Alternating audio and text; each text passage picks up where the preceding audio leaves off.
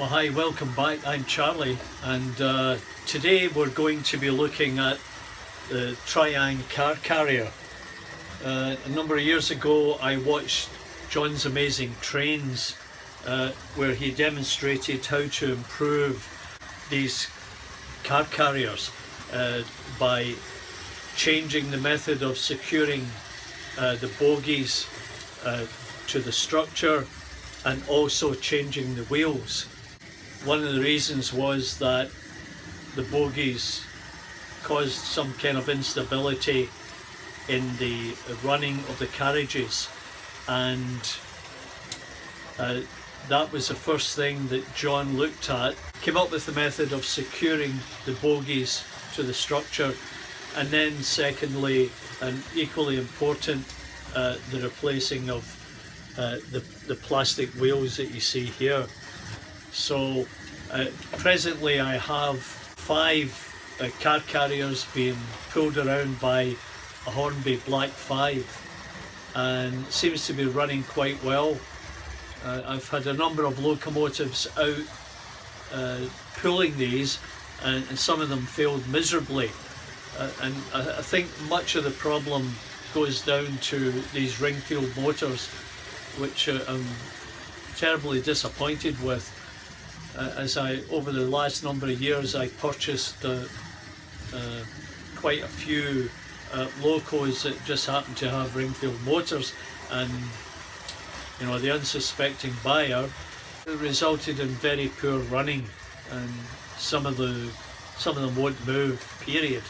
So I'm faced with a number of challenges to move forward with in trying to fix and repair these. Yeah, anyway, I hope you enjoy what you're going to see now, and we'll catch you later. As you can see is the head of the bolt on the underside of the bogies, and the wheels look perfect. They're not catching on anything, and it's always good to run your finger over to make sure they spin. And notice this is a Canadian National Railways car carrier issued by Triang, but you know, you can always rub that off and respray the whole thing.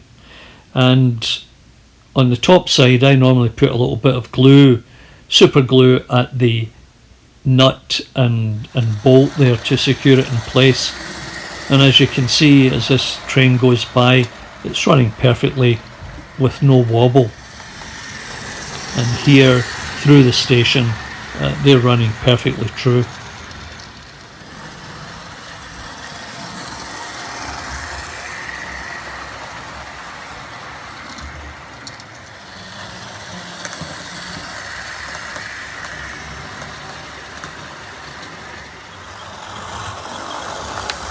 The noise in the background there is coming from a tender. As you can see, it's wobbling a little bit.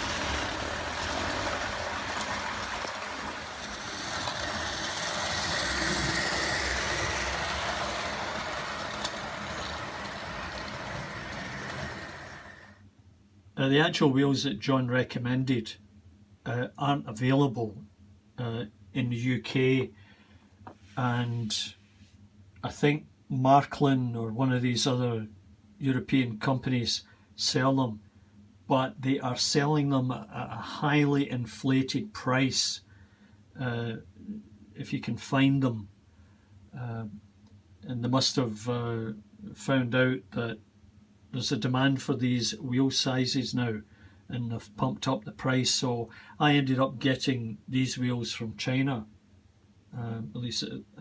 So I ended up with these ones at 13.81.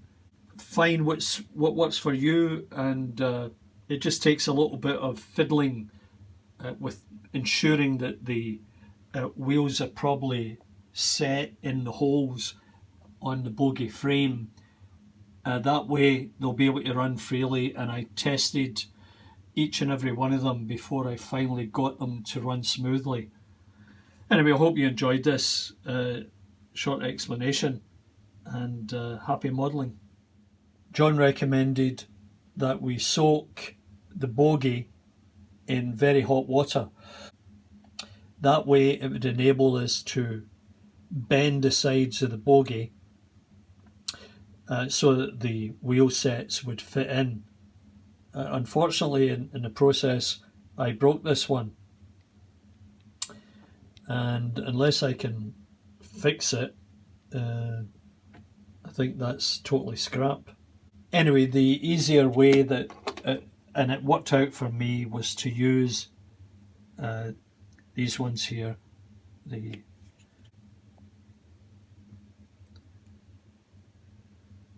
Well, these are, you know, around about 13. These are the nut, washer and bolt that John recommended to stabilise the carriages. Now, I believe these are M8, and you'll get them in your local hardware store, very reasonable price. And as I explained to you,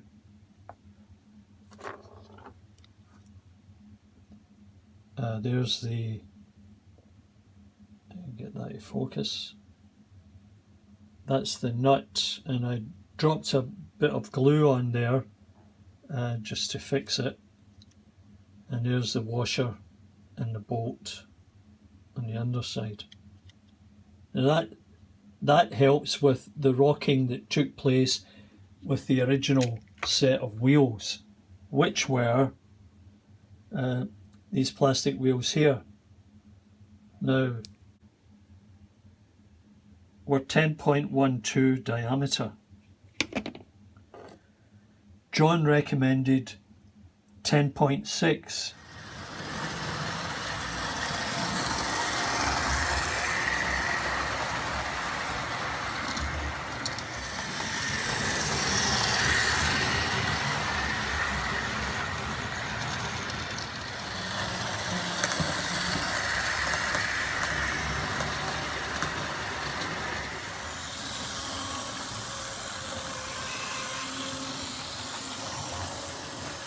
So now I've got it running smoothly. It's just a case of jiggling around with the wheel sets to get them seated properly in the bogie. And that's the Class 25, pulling them at a reasonable rate now. Just turn it up a wee bit.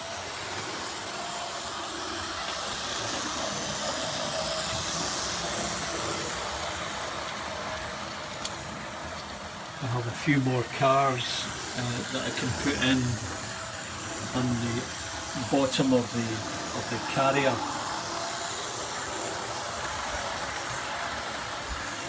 But that's a nice little set. I think I may have one or two other carriers around that may be in a state of disrepair. Plus I also have that one of the Spitfire. You can see that video, I may link it to this one, and that's when I took the Airfix Spitfire, chopped it up and chopped up one of these car carriers, and then that was something that the RAF would transport a Spitfire around, maybe for repairs. Anyway, I hope you enjoyed that, and maybe give that a go if you have this type of carrier. Get a different set of wheels and look into putting those nuts, bolts and washers in, and that will stabilise it for you. Please remember to give me a thumbs up, ring that bell and subscribe please if you haven't already done so. It encourages me to do more, but as I said, some will say, oh no Charlie, don't do that. Anyway, over my shoulder you should see other videos that I've made that might be of interest to you, and I hope you enjoy them also, and we'll see you next time.